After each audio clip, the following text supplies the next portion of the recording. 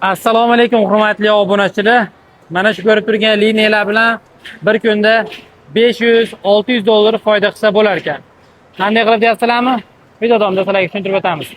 Birinchi bo'lib xamir qorib olinadi.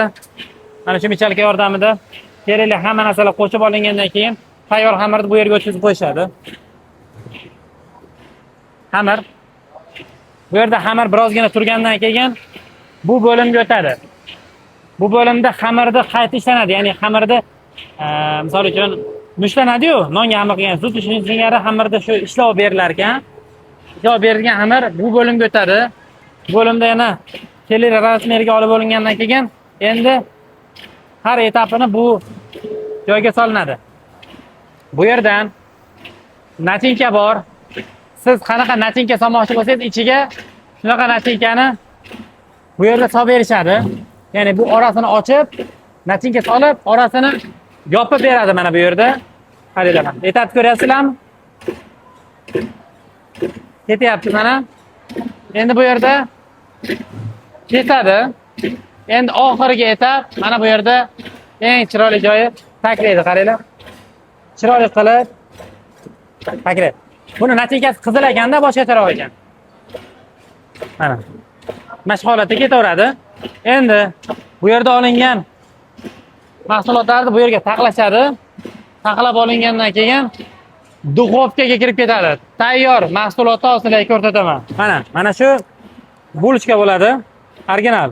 Isitib yeyilsa yanada mazaliroq. Ko'rgan bo'lsanglar kerak, olgan bo'lsanglar kerak. Buni eng qizig'i Qirg'izistonga ham eksport qilishyapti ekan. Shunaqa to'lov qilib olib ketishyapti.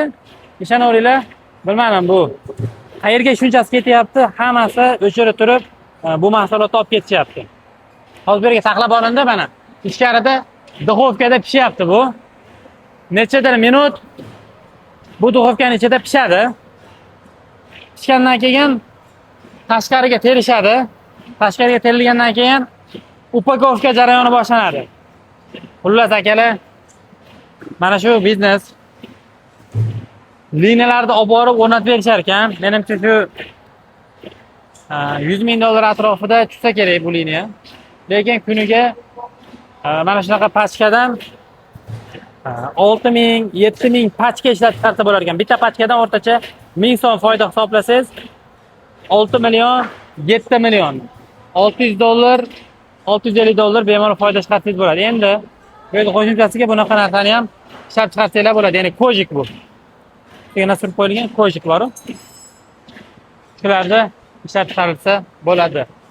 Pastda telefon raqamini qoldiramiz. Bemalol aloqaga chiqishingiz mumkin. Aka, bular nima endi? Bular ash vitaminlarimiz posta srogini uzoq ushlab beradi. Masalan, hozir mana prandilarimiz 1 oy turayotgan bo'lsa, buni posta 3 oygacha turib beradi.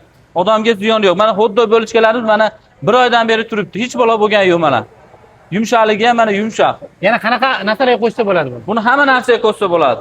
Bizga telefon qilsa, qancha qo'shishligini aytib beramiz retseptiga. Buni yetkazib ham berasiz, to'g'rimi? Yetkazib dastavka qilib beramiz. Tushunarli.